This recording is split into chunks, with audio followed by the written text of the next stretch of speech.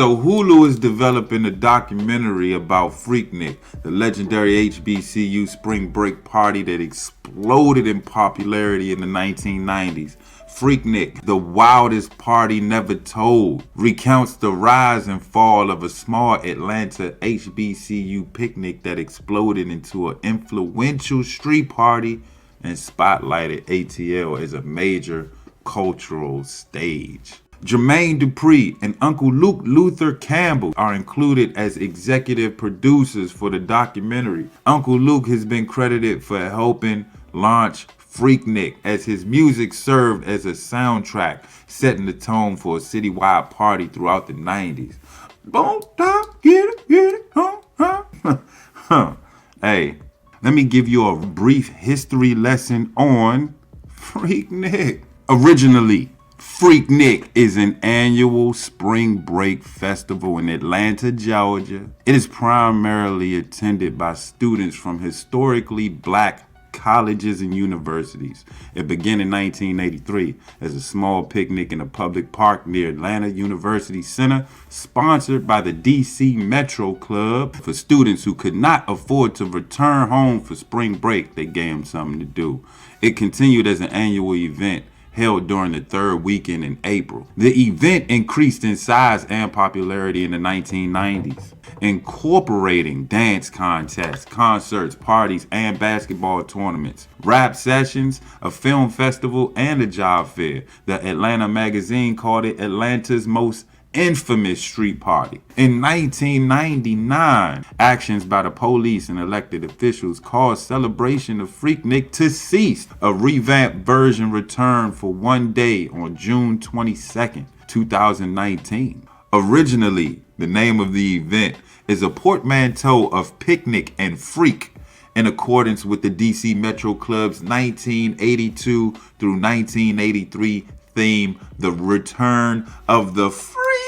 History lesson, message, pay attention. Freaknik was conceived in March 1982 in Spelman College in a DC Metro Club meeting headed by then President Schuyler Goodson. It was sponsored by the club, which was composed of students from Washington, D.C., Maryland, and Virginia, the DMV. The DC Metro Club intended for it to be challenged to the California Club for the largest end of the school year party. Goodson invented the name Freaknik. The name Freaknik was inspired by Le Freak, a popular song and dance in the early 1980s, first held in John A. White Park in April 1982. It was attended by at most 150 students, real small, featuring a potluck and dancing. The two DJs who performed at the park was DJ Flash Robinson from Harlem, New York, and Barney Bam Bam Putnam, who was from DC and attended Clark College. Represent, DJs, represent.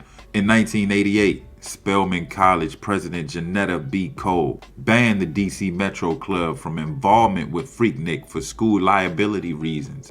The event grew from 15,000 to over 300,000 in 5 years. In 1993, two non-HBCU promoters, Ron Green and Daya Nabawi, would be the first to trademark the name, spelled officially as Freaknik, ending with a K. This was a hijacking of the name and was an insult to the dignity of the then positive student event spirit and wholesome intent. Christina Copeland, a woman from Washington, D.C., and Ron Green would produce the second event held at Lakewood Fairgrounds. They invited the provocative artist Luke Campbell, and the nature of the event took a turn to being a very undignified event. Non-HBCU people began incorporating nudity and wild partying. Atlanta University Center students promoted Freaknik, ending with a C, as a non-provocative event to try to distinguish it from the once wholesome event it started as. Traffic became unmanageable during Freaknik, ending with a K, as the event became popular to non-HBCU and college students in general. There were reports of violence, looting, and sexual assault. And you know, where there's debauchery, there will most likely be someone who takes it way too far, especially in the black delegation. I'm only keeping it real. Simps, they filming. Hey, this is where the simps get the filming. This is where the simps get the acting real lewd, grabbing booties, recording it. Sounds familiar, 2023. Disrespecting the women on the street. Rapes. It got dangerous. It took a nasty turn. The event became open to the general public, and people from the United States, Canada, the Caribbean, Europe, everywhere, China, everywhere, Mars, everywhere. As Freaknik grew, the attitudes toward it of local homeowners and business owners became negative. It was challenged by Atlanta businesses, neighborhood associations, business owners, and community leaders. Under pressure, Atlanta Mayor Bill Campbell cracked down on Freaknik in 1996. A much larger police presence created tension and discomfort among almost entirely black festival goers. The Associated Press reported on May 13, 1998, that the Atlanta Committee for Black College Spring Break should no longer welcome Freaknik. In April 2010, Atlanta officials said there are no permitted Freaknik-related events inside the city limits. Atlanta Mayor Kasim Reed also said that he will be tough and even sue organizers in Freaknik-related activities who violate city guidelines. Did y'all see Hulu is about to release a documentary about 94 Freaknik? Yes. 1994 Freaknik, yes. They are about to release a documentary. I've been to several Freakniks. 94 was one that I attended. So I'm just praying that Jesus be a fence. I'm praying that Jesus just be a big, tall privacy fence. That's my prayer. You know, I will say this though. Like when they would bring out those video cameras and start recording, I immediately removed myself from the that situation. I never ever was okay with being recorded out there. So hopefully that worked to my benefit. But yeah, y'all, they about to put our business out in the street. Some of us might be on TV. I don't know, y'all. Let's check out the YouTube comments real quick. This is from Othello989. Somebody was staring in them Luke Pop That Pussy videos. You may catch your auntie doing something strange on the TV soon. I believe that. Pepper Ann said, you put your own business in the street. I was at home minding my business. This is from Jada Wakandan.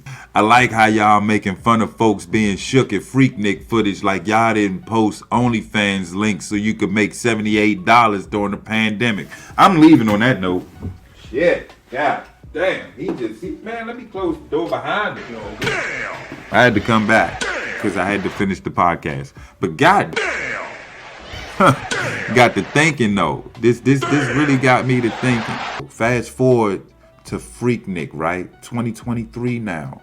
Could this be the very reason or one of the major reasons why in the black delegation the marriage rate is so low and the divorce rate is so high? Think about it. Stay with me. Follow the Kool. Follow it now.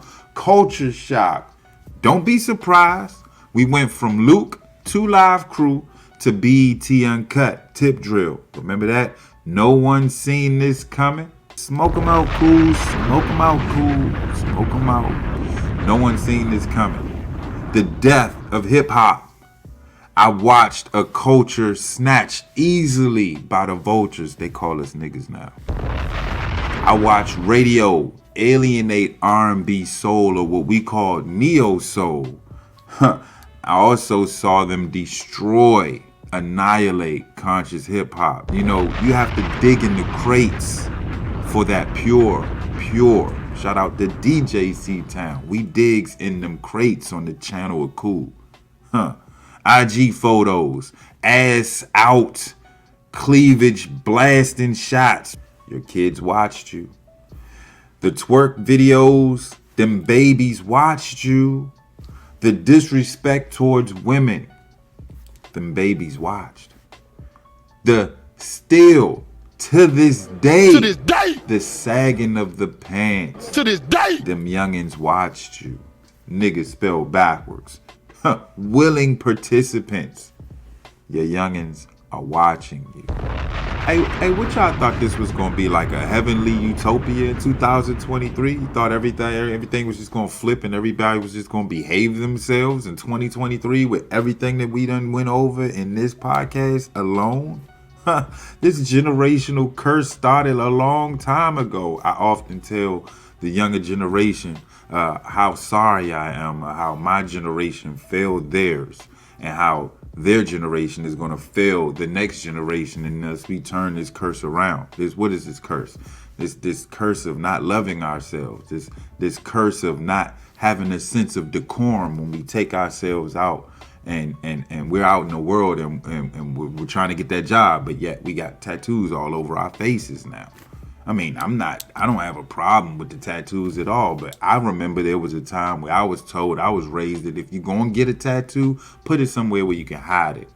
Because you already behind the 8 ball if you're in the black delegation. Ain't no tattoos should be up here if you're trying to get a job. I'm looking at young women in their 20s, tattoos all over their face like you gave up on life, sister. You don't understand how life is going to be harder for you to compete to get a job because you got tattoos and piercings all over your face.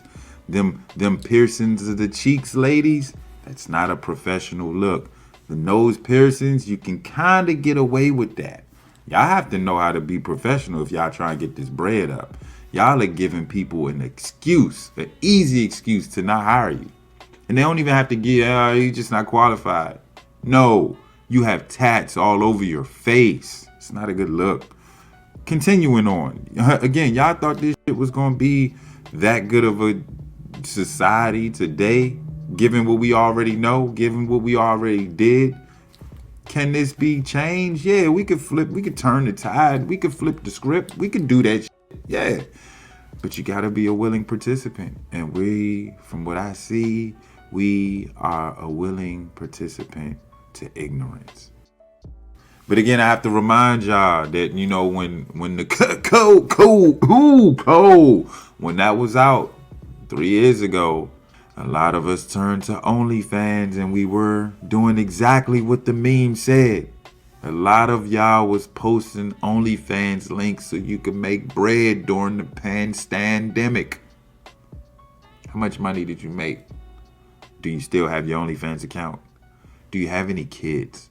I know there's a lot of people being fired from their jobs because teachers in schools are being exposed because they have OnlyFans accounts. Some are leaving their jobs because OnlyFans is paying a lot more than what the school would. Teachers need to be paid more. I don't know what's wrong with y'all. I don't know why teachers are like so low on the totem pole of pay grades. They went and got their degree to help the community, but y'all don't even give them no money. The society we live in. And this is why a lot of your teachers are going to these schools and not caring if little Johnny got his pants sagging down. They don't care anymore. They're quiet quitting just like the rest of us are. Hey, I'd like to hear your thoughts on this, man. Freaknik, aunties, uncles, grandmas, mamas, and grandmas, and all y'all's that went out to Freaknik. I was too young to attend the Freaknik. I was way too young. I was busy on the court dogging folks on the court of DMV in PG County. Y'all aunties, uncles, and older sisters was out there popping that coochie for Luke Campbell, 2 Live crewing and all them, getting it completely in. and then the kids are doing that shit on IG. This is a clear case of knowing your past in the present so you can fix your future. Don't look at Kool. Kool ain't got kids. Mama raised me right. Thank you, Mama.